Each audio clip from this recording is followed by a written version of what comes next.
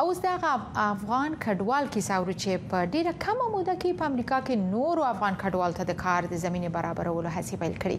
سیام پسرلی چې وړم کال امریکا ته مهاجر شوی دلته د کارپو په نوم دفتر پرانستی. راځي چې دا رپورټ وګورو چې زموږ همکار زبیح الله غازي چمتو کړی. څومره خلک باید پکې کار وکړي دغه موضوعات چې په دغه ویډیو کې سیام پسرلی معمولاً لامدې لارې خلکو ته د سوداګرۍ او کاروبار په هغو چارو غږیږي چې بهر نړۍ کې افغانان څنګه د خپل روزګار خاوندان کېدای شي. هغه د جمهوریت له سقوط وروسته امریکا ته کډه راوړي او اوس د شیکاګو په ښار کې له یو امریکایي همکار سره په شریکه د کارپو په نوم دفتر پرانیستی دی.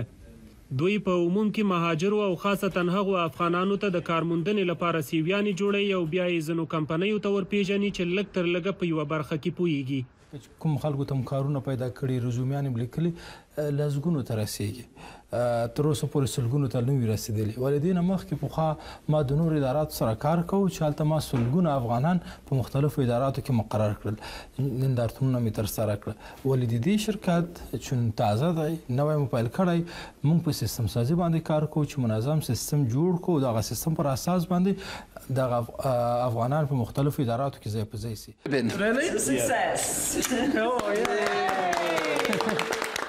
دغه افغان په امریکا کې د سوداګرۍ په برخه کې 2 کتابونه لیکلي چې په انلاین بڼه خرڅيږي او د پسرلی په وینا چې د خرڅیدونکو کتابونو ټوله ګټه په افغانستان کې ناچارو خلکو ته ورولېږي.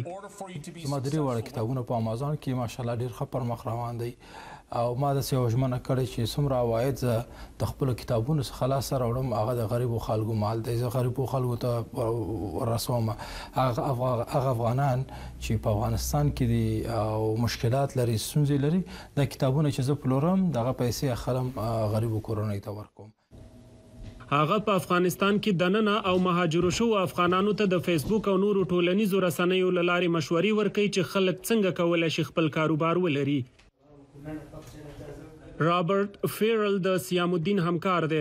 هغه وایي که څه هم نورو خلکو ته د پیسو په مقابل کې سیویانې جوړي خو افغان مهاجرو ته دا کار وړیا کوي او په دې برخه کې ځینې سیمینارونه هم جوړ کړي چې افغانان له غټو کمپنیو سره د کار په خاطر وصل کړي. زه له افغانانو سره کار کوم په ځانګړي ډول هغو افغانانو سره چې تازه امریکا ته راغلي دي. زه ورته سیویانې جوړوم او ورکشاپونه ورته جوړوم چې دوی ته د کار پیدا کولو په برخه کې کومک وکړای شم. زه غواړم چې په دې هیواد کې دغه خلک بریالي وګورم. رابرټ او پسرلی هڅه کوي چې د خدماتو دغه پروسه نورو ښارونو او ایالتونو ته وغځوي. زبیح الله غازي آشنا ټلویزیون.